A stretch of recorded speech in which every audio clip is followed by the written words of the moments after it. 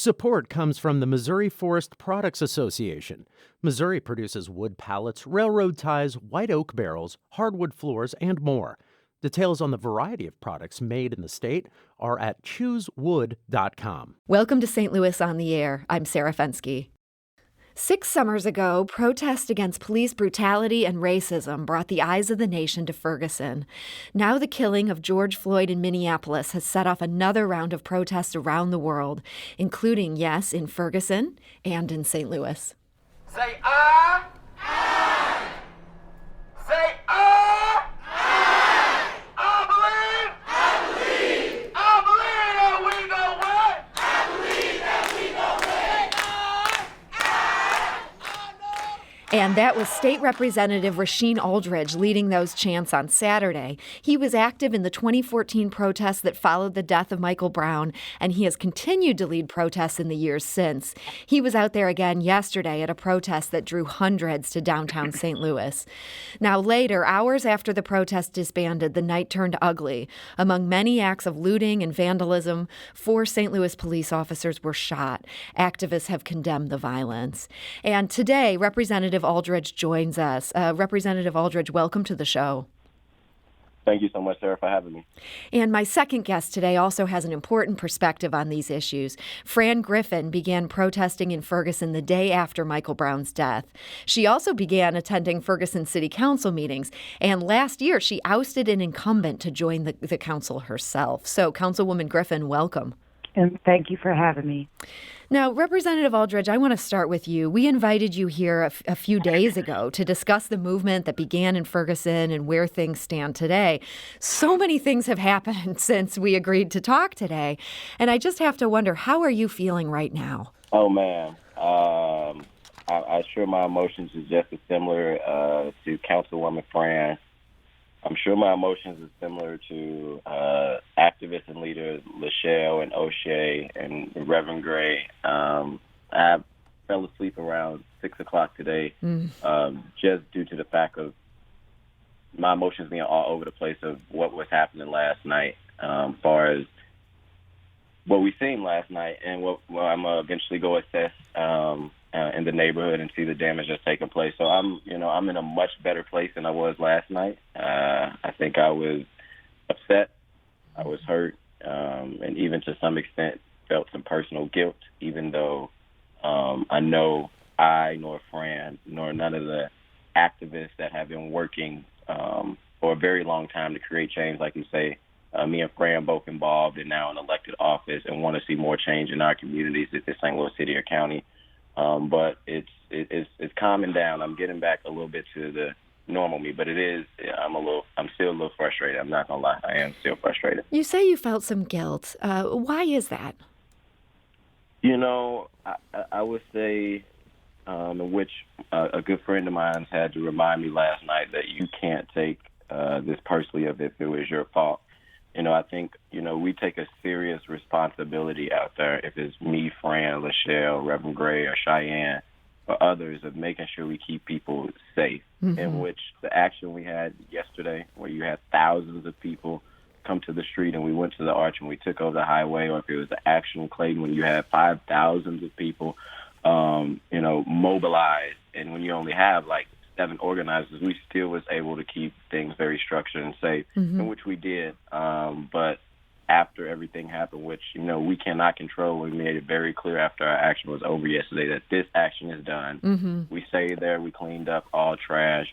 But it is, I guess it's a personal guilt because I know how things can get turned in light and making it seem like it was either myself or Fran or the people that organize it, or the bigger message gets taken off of, all the hard work. And this stuff isn't easy, especially when we're out there, and more focus on some of the burning and some of the vandalism and a death that happened yesterday. So it's a tough place for us activists to be in at this moment. And Councilwoman Griffith, I want to talk to you in just a moment, but that death that Representative Aldridge mentioned, I understand you actually saw this death. This was a retired police officer apparently at a pawn shop. You saw this on Facebook Live while it happened. Is that correct, Representative? Yes, I did, Sarah. And I'm so sorry. I mean, you just must be feeling just trauma on top of all those other feelings that you just described.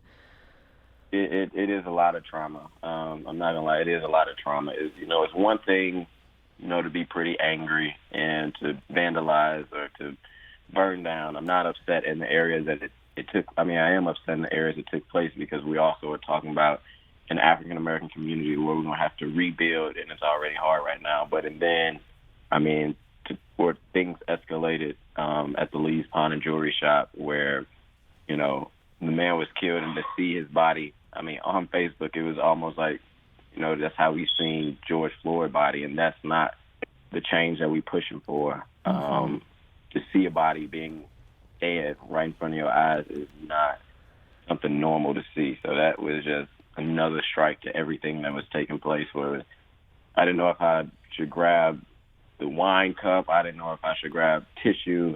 It was a lot. Yeah, I mean, what a hard night, and what a horrible thing to see. Councilwoman Griffin, what's going through your mind right now? I actually came home after the action. My daughter was present at the action yesterday, and so I came and brought her home. But I did the same thing that I did back in 2014. Once I came home, I went back outside because it's not just about my child. It's about all of our community's youth. And I think at this particular time, it's important for us to understand the importance of us standing with each other as a people and supporting one another as a people. One thing that I've never denied is the need for us to. We have an Asada chant. It's our duty to fight for our freedom. It's our duty to win. We must love and support each other. We have nothing to lose but our chains. And I think we need to look at that in every situation that comes up and apply that same chant to everything that's going on right now. I definitely see there's a need for people, not just like Representative Rasheen and myself, to make sure that we are speaking life and love into our youth. But it's all of our responsibilities, because at the end of the day, this change that we're trying to create is not about changing for us. It's about changing for them. And so I definitely want to make sure that we're keeping that in mind as we go through and experience life. Now, Councilwoman, you and Representative Aldridge have something in common, in that you both went from being protesters to running for elected office. And I feel like so many young people have kind of lost trust in the political system at this point. They no longer believe that the change that they're demanding can come through that. Do you still have faith in the political process, that it can solve some of these deep, really serious, hard problems we're seeing in your community? I don't know if I necessarily have trust in the political process. I have trust and faith in the people that are responsible for creating that political process. I think there are flaws within our system that need to be adjusted and corrected. As you know, we have voter depression and oppression in communities of color and Black communities all the time. So I can't just say that I don't understand why people don't trust the political process. But that being said, I think it's our responsibility as people within the community to get involved and start understanding our true power, which is the power that we have in each other as residents and people who have the right to vote, who have the right to have a voice in this process, and who also have a right to look at the process and change it so that it's just for everyone. Representative Aldridge, do you share that hope, even if you don't have hope in the system, that you have hope in some of the people who are there in the trenches with you within the system? Yes, I think Fran summed it up well. One of the chants we say out there is the whole system is guilty as, not sure if I can say it on the air, but there's there's a lot of distrust in our political system. There's a lot of distrust in our criminal justice system. There's a lot of distrust in our education system. There's a lot of distrust in our healthcare system because, the current systems that are in place have been in place strategically to help certain individuals and to make it harder for other individuals that are of color. So when it comes to the system, I do not have a lot of hope in it, and I think that's why you've seen situations like myself and Fran running for office. That's why you've seen situations like Lachelle and O'Shea, or Lachelle and Cheyenne continuing to organize on the ground from Ferguson to Stockley and even to now. We have hope within each other. We have hope that there are people in this community that have been oppressed and continuing to be oppressed and that have said enough is enough and tired of the inequities that are happening in our community, to the point where we are coming together, we're organizing, we're running for office, and I have more hope in the people and the change that we want to see to the system, because this system is not adequate in representation and making sure that people like myself, people like Fran, and not just us, we're talking about our kids and the generation after that, can live in a world where they can walk down the street and not be harassed by law enforcement, to live in a world where, their political leaders actually, represent them and speak for them and sometimes do uncomfortable things like maybe even take to the streets. Mm-hmm. The next day can go to the boardroom in Ferguson or be in the Capitol and making sure that we advocate for those voices on the ground. So I don't have too much faith in the political process, but I have a lot of faith and hope in the people that are trying to make that change. We're talking right now to State Representative Rasheen Aldridge, as well as Ferguson Councilwoman Fran Griffin. We're talking about some of the protests that have broken out in recent days and their days as early protesters in the Ferguson movement. Let's talk a little bit about some of those changes. Last night, before all of the things that happened in the wee hours of the morning that, long after this protest was disbanded and you told people, hey, we're done, it's time to go home. Long before that, there was a very peaceful protest where people went to the arch and they were putting Post-it notes on the arch. And I understand your group had some very specific demands. What were some of those key demands, Representative Aldridge? Yeah, one thing that I think Fran and myself and others that have been organizing for a while understand that there's a point of protest. It is rough. You got to make people feel uncomfortable. You have to make the system that is not working in place know that, we're sick and tired and enough is enough. But it's also another stage to that. It's also, making sure we educate each other on why we're here. Yeah, we're here because we're angry because of the death of another person of color being, killed at the hands of the state. But how do we make a difference? How do we make change? And the action that we had yesterday was called the People's Demand. And we had 5-point plans asking for demands from the city, from the county, and even potentially from the state, as far as like defunding the police officer, disarm and dismiss them, closing the workhouse, free political prisoners, and making reparations.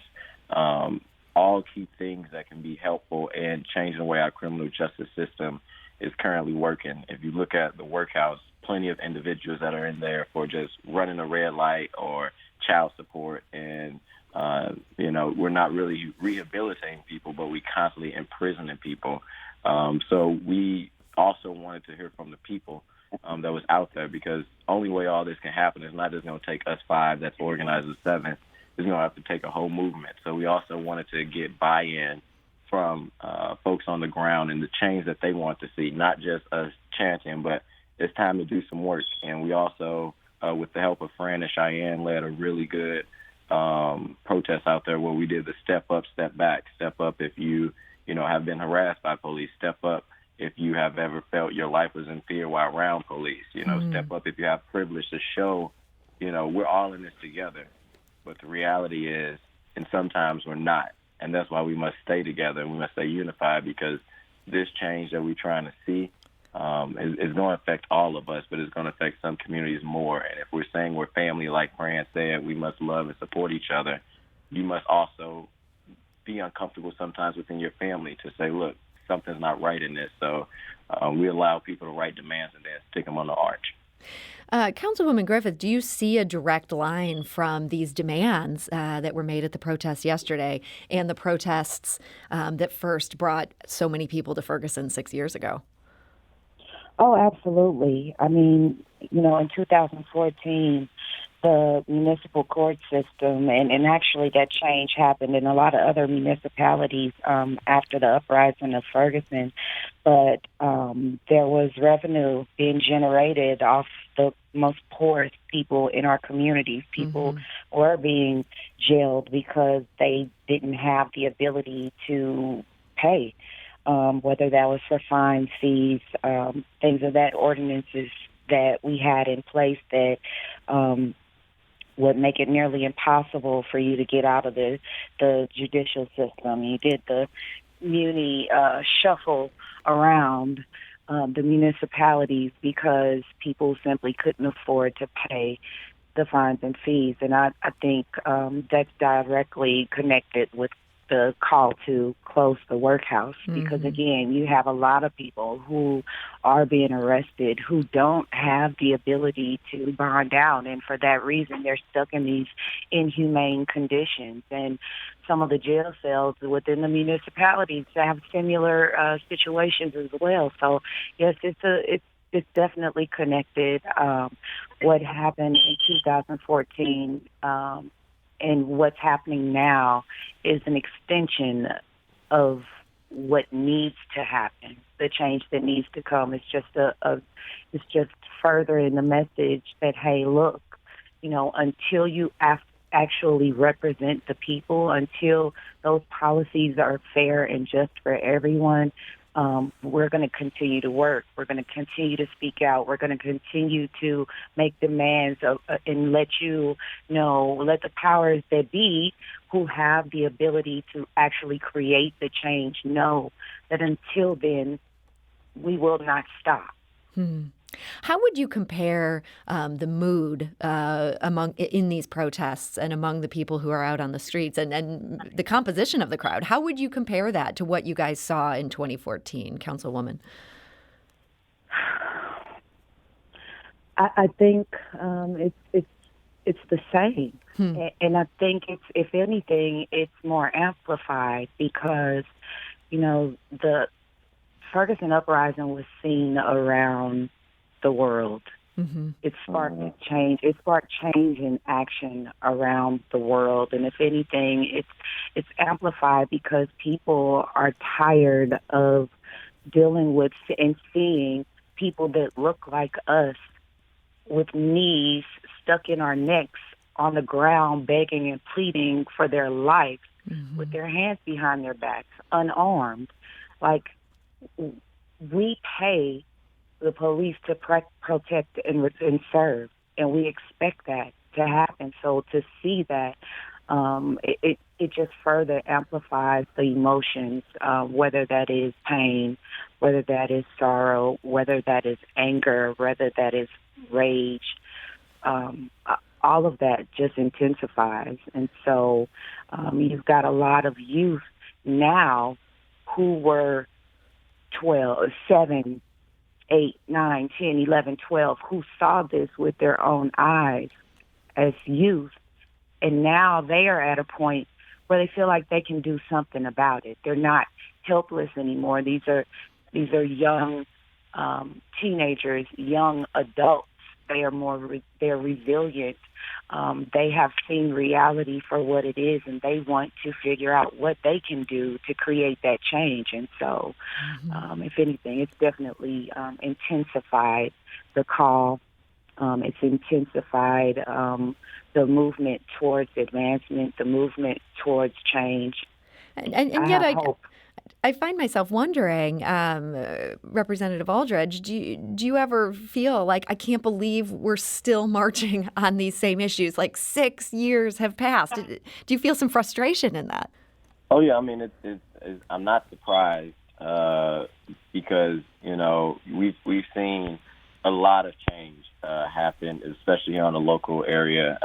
If it's been in Ferguson or in St. Louis area, we have seen change, but our communities have not seen the dramatic change and policy change when you're talking about shifting power, education, and engagement to communities that have been left out for a long time. We have not seen real structured change in our police department as far as community policing or other initiatives that make it easier for our communities to be able to work with law enforcement. So I'm honestly not surprised that we are here. I guess sometimes what surprised me is how it gets more blanket with the deaths that are taking place.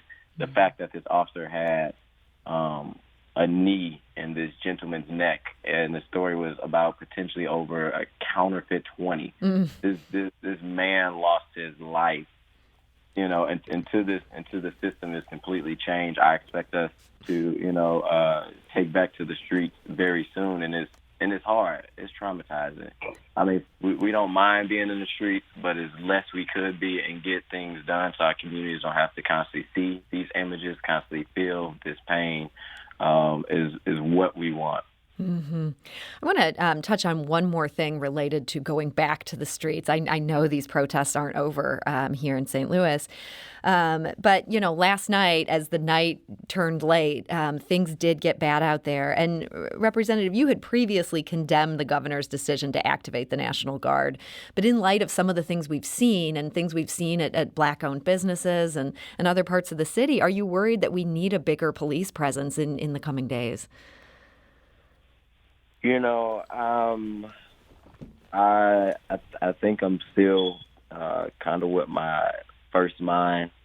As far as not trying to amplify or not trying to bring in too much law enforcement, because I know situations when you have a crowd that has been traumatized, police, and seeing law enforcement, especially if it's a National Guard in militarized gear or with tanks that we've seen kind of in Ferguson, it only makes situations worse. It only make it harder. I mean, I think we were going to expect, to some extent, some of the things that happened. This is a lot of buildup and frustration and anger, not just in Minneapolis, but anger with people here in the St. Louis region area of not seeing these images again and then having to relive it, seeing how this criminal justice system has constantly told Black people that their lives don't matter. So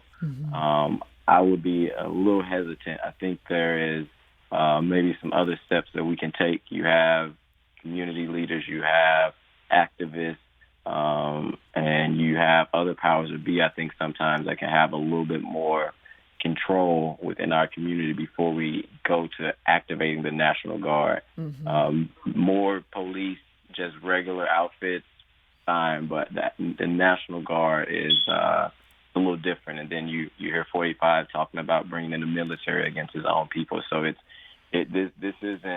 needs to be a war on the community. It needs to be a moment where the community grieves, we talk, we figure out how do we move forward together, and hopefully make those changes in the next couple of months, weeks, and years to come.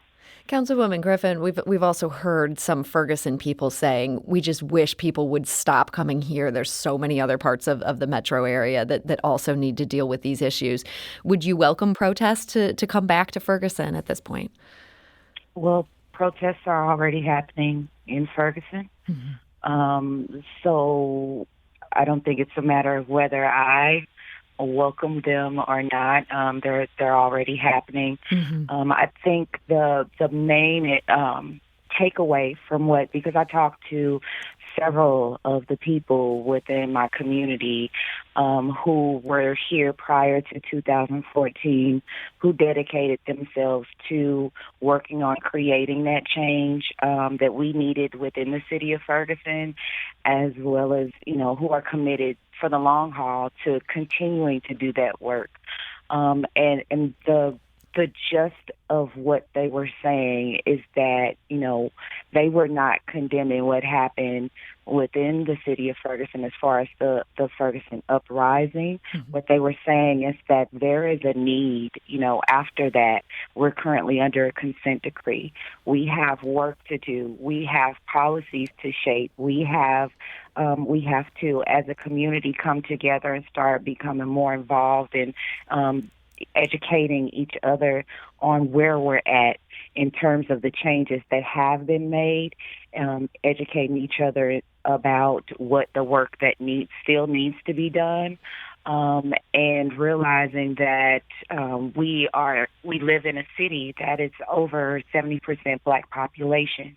And so when we talk about sales tax and things of that nature that comes from businesses, we have to understand as a community that those things help fund things like our babies' education, Mm-hmm. and that's important. And so I will never tell anyone how to use their voice to speak up to spark change. Like, that's something. I'm from Ferguson, and I was on the street, so I will never tell people how to do that.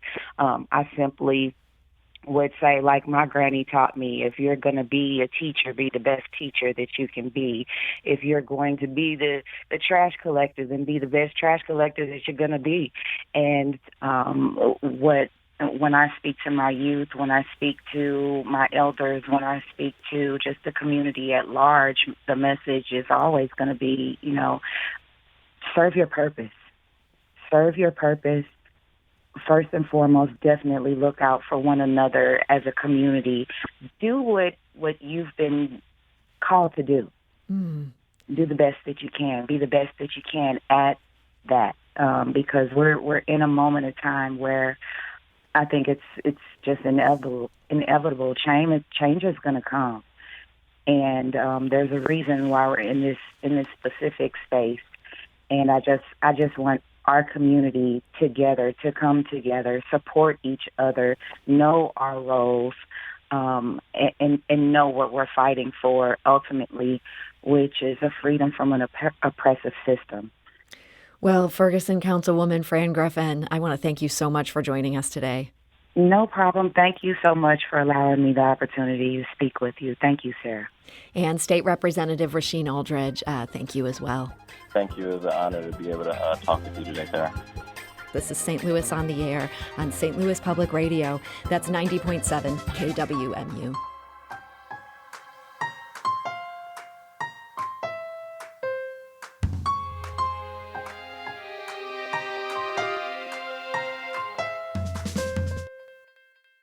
Support comes from Missouri Forest Products Association, committed to sustainable and sound conservation of the state's forests, which support more than 41,000 Missouri jobs, resulting in a $10 billion industry. ChooseWood.com.